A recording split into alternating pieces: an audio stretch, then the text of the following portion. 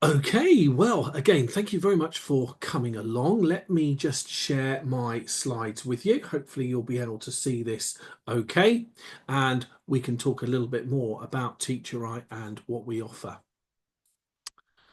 So, right, hopefully you're able to see this okay. So, first thing to talk to you a little bit about are some statistics that are linked to our company. So, one of the, I suppose, most interesting statistics is probably the top one. So in 2023 and 24, so bearing in mind that those children would have been children that would have taken their exams in September 2024, then our pass rate was over 82% pass rate across our centres. Now, it is worth putting that percentage a little bit into context. So 82% is for all the children that passed the 11 plus. Now, it is important to realise that just because you pass the 11 plus doesn't always guarantee you a place in a secondary school. So, for example, if you were going for the Slough Consortium and you got 111, which is the pass mark, you may not necessarily get into the grammar school because at some point there would be a cut-off. So if you think of it like a ranking system, so for example, if the cutoff was 115, then between 115 and 111, then children wouldn't be offered a place. So we've done it very much on the basis that children have passed, and we're obviously very, very hopeful then that they would be offered a place. And that would only happen in March of the year six year. They would, allocation day would indicate whether a child has actually been given a place in that grammar school. I think it's also important to note that things like catchment area can influence that, maybe things like siblings, and it is very dependent on the actual grammar school. For Buckinghamshire, then it's 121. That is the pass mark, and generally children that do get 121 as a standardised score generally get a place in one of the 13 grammar schools in Bucks. We have about approximately 400 students that we support throughout an academic year, and they're spread out across our different centres. Millbrook will be a new location for us in September. We are incredibly excited about going into High Wycombe. We've been in High Wycombe before in another school, but we do feel we would like to go into a school actually that's a slightly larger one. And certainly in regards to Millbrook, it's a bigger school for us to operate in. And we are considering whether we are able to offer classes pretty much straight after school, or whether we do something at the weekend on a Saturday. And certainly I'd be very interested to hear from you afterwards about which day maybe is a preference that you would like to maybe opt for. We're about 25 tutors strong.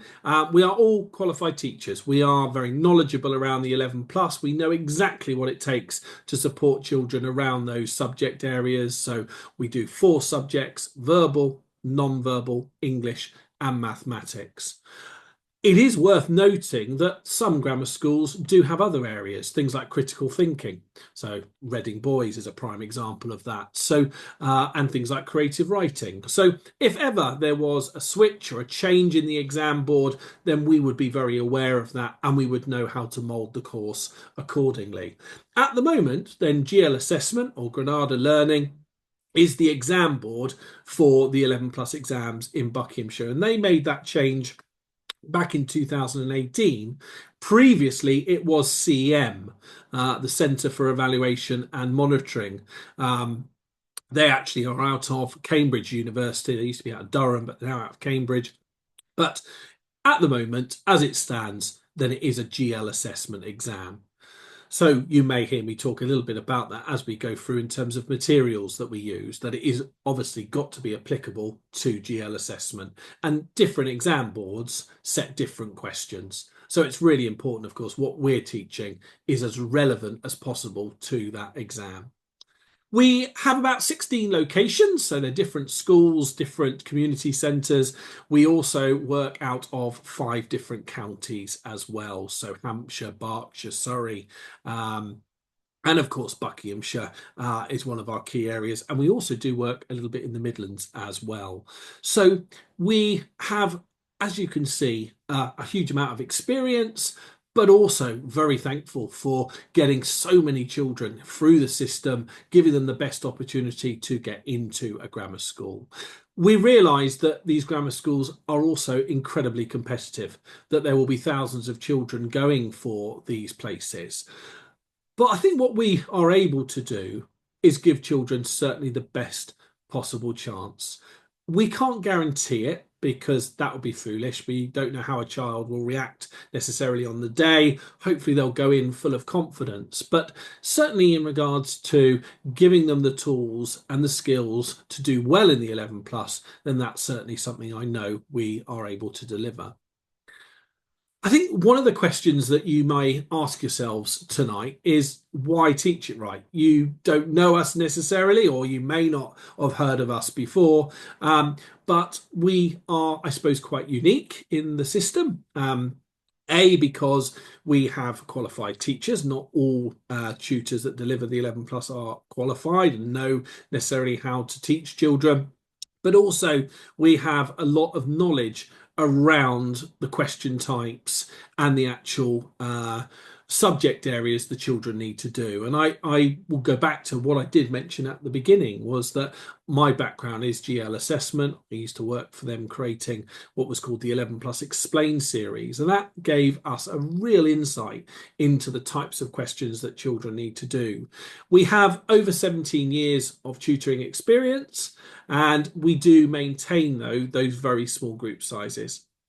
In my opinion, I feel group tuition is far better than one-to-one. I think children get far more from being with others, going on a journey together, learning from each other, and are far more motivated to do extra homework, to do what's required within the lessons. And they can certainly also get a huge amount of individual attention by being in very small groups. And you may have seen in the video there sort of a maximum of around 10 pupils per class. And what is really key to us is to get to know those children. What do they struggle on? What do they need our support with? And also to ensure as well that as they go through the course, they learn the techniques, learn the strategies, and grow in confidence with what they're doing. A lot of the subjects that we do teach, particularly with verbal and non-verbal, are not taught within school. So you cannot be reliant on a school curriculum to get a child through the 11 plus. It, I know, seems sometimes a little bit odd that schools don't support with the 11 plus, but really their curriculum is already packed full of objectives. So actually doing the 11 plus would be something they would struggle to do. So hence why for most parents, you will look for an outside agency to support your child. We can brag a little bit in regards to our success. We've won numerous awards for our tuition and the way that we support children with the 11 plus. Back in 2023, we were the Tutoring Business of the Year. We also have gained awards last year as well as being a very, very trusted tuition company. Our actual materials that we use, and I will talk a little bit more about that later, a lot of the books that we've produced have been published by a company called Collins.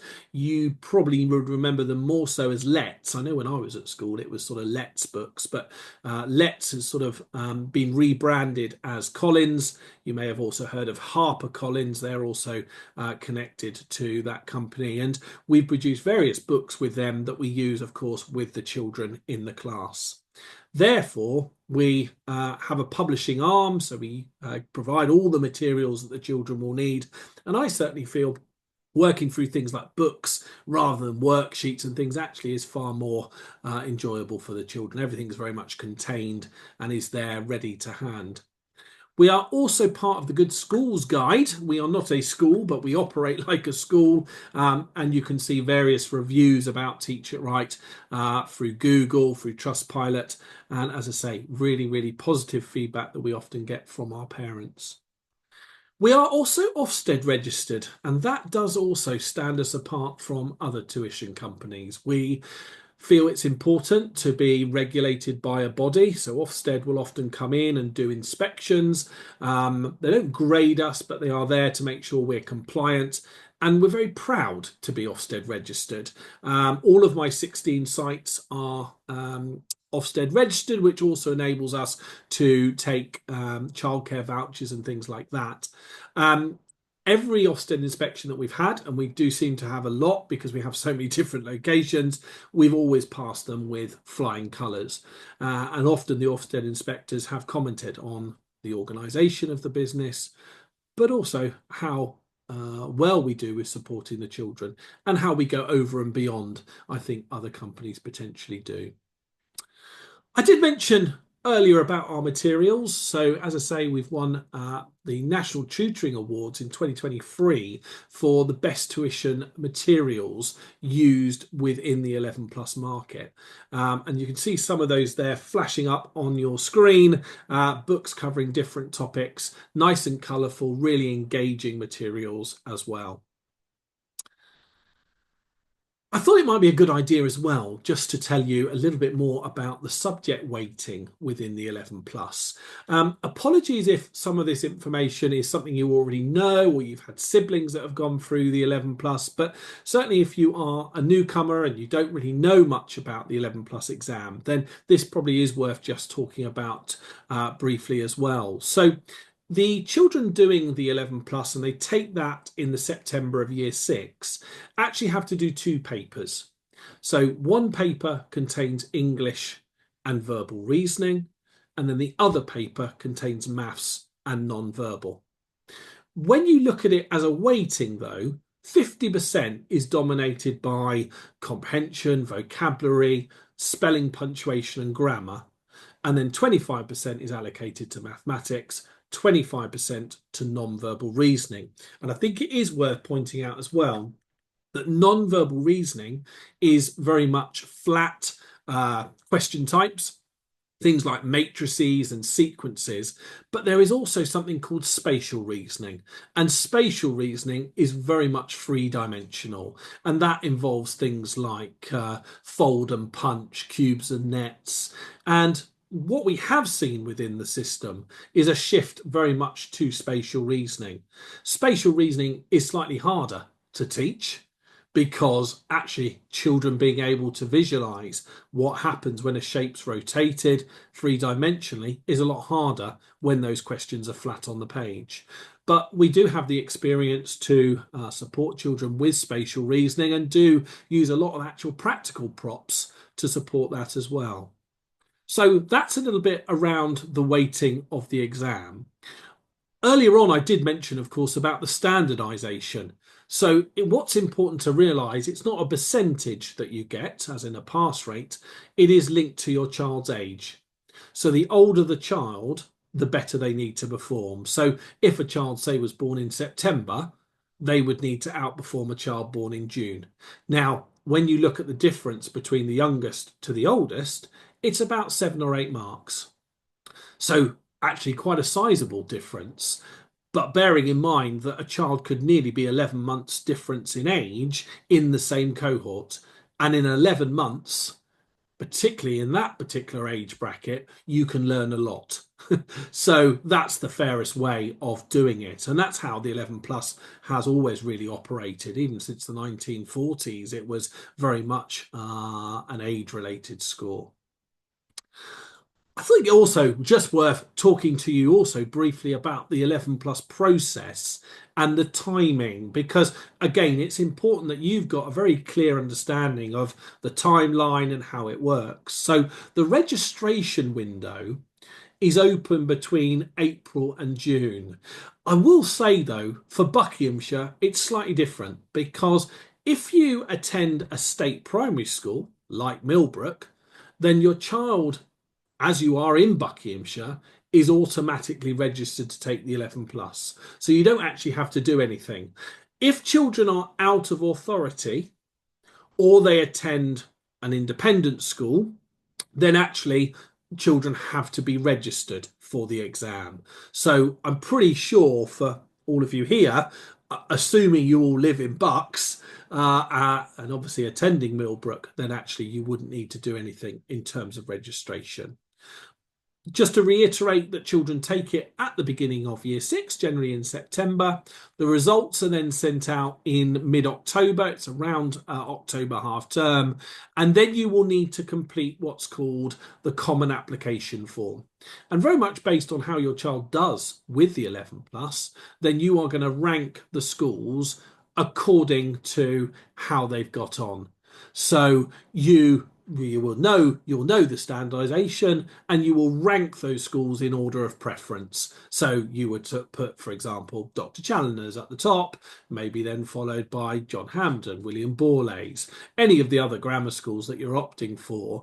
But it's also worth mentioning you will be considering, things like catchments. How far away from the school are you in terms of bus routes, or whether you're planning on taking your child to that school. The allocation day is the beginning of March. So you would know in the beginning of March, yes, which school your child has been given. I hope that all makes sense in terms of the process. And again, please, if there are questions about that or any clarification, then please do ask. So a little bit more detail around Buckinghamshire. So there are 13 grammar schools altogether. It's one of the most densely populated grammar school areas. There are only 164 grammars left in the land. And I think alongside Kent, I think Buckinghamshire is the most populated. I think Lincolnshire has between 11 and 12, but certainly Buckinghamshire having 13 does give more choice. And this includes schools like Beaconsfield High, the Royal Grammar School, and we have supported children for pretty much every grammar school within Bucks. The pass mark for Buckinghamshire is 121. Our average score for our students that took the exam in 2024 was actually 131. So we were very proud of that. That was a good average. The highest mark was around 165. And we do believe that was one of our students. But we're not sure because we haven't actually looked yet. They haven't published them, I don't think. But the actual scores of everybody else within that cohort, that would generally be published around March time. So certainly something that we'll be looking out for. But very proud of our results last year. We have also supported a number of pupils for the Slough Consortium, and there are a number of parents that will actually make a choice on Bucks and also doing the Berkshire 11 plus, and there's no reason why you can't do that. There are 4 schools in the Slough Consortium: Upton, Langley, St Bernard's and Hershaw. Their standardised scoring system is slightly different. The pass mark is 111. Upton Court, though, have actually been taken from 121. We don't believe that will be the case for this year, though. We do think that will go back down to 111 again. Highest pass mark has been around 141 in the past. St Bernard's and Upton Court, they don't have any catchment areas. So that was one of the reasons I wanted to mention the Slough Consortium, because there, if you are around, living around Millbrook, you're in High Wycombe, then actually you do have an option to also go for those grammar schools in Slough, but only 2 of them you would be eligible for due to catchment. Whereas when we look at Langley and Herschel Grammar, it's about a 5-mile radius of the school. So you wouldn't be able to get there unless, of course, you move nearer to the school gate. The next slide I won't spend a huge amount of time talking about, mainly because it's about Reading boys. Again, if there ever is any parent that decides, we're moving areas or we're looking at other schools, then of course, more than happy to talk to you about it. But Reading Boys actually has a very different criteria than GL assessment does. So I'll park that one for the moment. But again, if there was anyone in the call, particularly at the end, that wants to talk about another school, then please do. I think one of the other things to reiterate to you this evening is really about how you can also be part of that journey with your child. And we certainly emphasize that we not only support the child, but we also support you as well. We make sure that you are knowledgeable around the different methods that we teach, the different subjects. You becoming knowledgeable as well will also ensure that you can support your child as much as you can at home. We know certainly in the holiday periods, we do things like revision camps and mock exams, and that all plays a part in building up their confidence for their exams in September. But the more knowledge you have, the better. And we enjoy doing parent workshops. We recently did one on English comprehension this weekend, and we had a large number of parents there. Over 40 parents came along and were able to understand a lot more about how we teach it and how they can further support their child at home. And it is a case of gradually building up those skills. And certainly if you have a child in year 4, we often suggest starting in year 4 to build those foundations. On the flip side of that, though, of course, you may not be starting till year 5. And the question is, does that give you long enough to get ready for their exams in year 6? And the obvious answer is yes, that they still do have enough time. But if you do come to it earlier, obviously it does set those foundations. And when you look at things like vocabulary, certainly that takes time to develop and build up as we go along.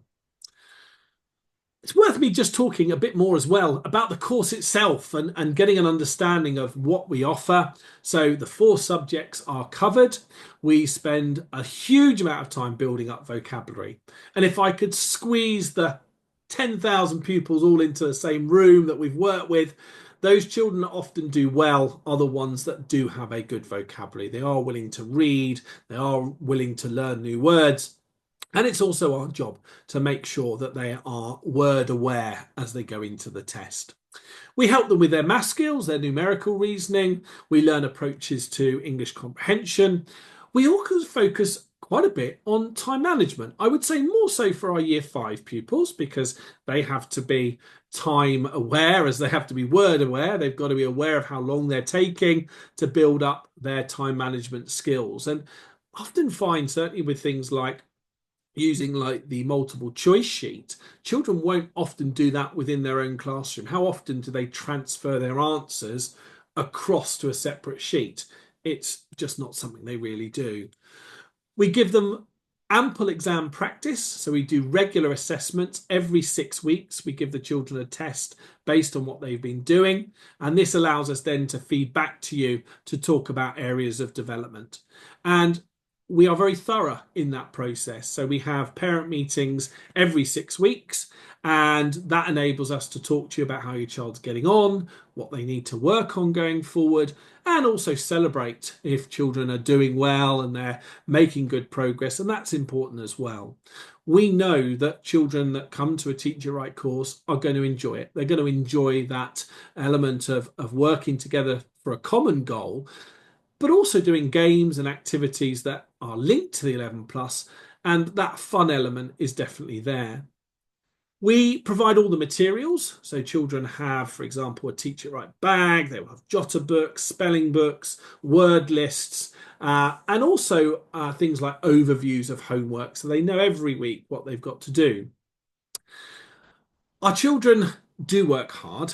And I think one of the things we want to ensure is they're rewarded for that as well. So children generally collect tokens, and then if they've completed their homework or done something well in class, they then get to spend them. And we bring in lots of goodies in a nice big box every 6 weeks, and children can rummage in there and get all sorts of things, from reading books to stationery, the occasional sweet in there as well. And that allows us really to have a reward system that we know motivates the children to work hard. With the course, we only see the children once a week. So what we've done is we've built a lot of things around our weekly lessons. So we do things like online homework club. If there are children that find their homework difficult or need a set period of time to get it done, join us online on Zoom every week and they can get their homework done. We do quickfire quizzes every single Friday. We use something called menti.com, and children come along and they participate in quizzes. And again, they love it. Absolutely, really, really good fun. We do that both for year 4 and year 5. We also have a monthly book club, and that always goes down well, sharing a text with the children. And our wonderful book club leader Louise Swan runs those every month, and it's a great opportunity to come along, read and share text with children, and hopefully inspire them to read and read widely as well. We do a huge amount as well via our social media platforms and post different hints and tips. And that also goes alongside our parent workshops, and they run across every topic area across the 11 plus. The other extras, we do revision camps. So those operate in the holiday period, so in the Easter and the summer. One thing we don't want to happen is children to get to July and then forget all the things they've learnt. So it's keeping that momentum going until they get to their exams in September.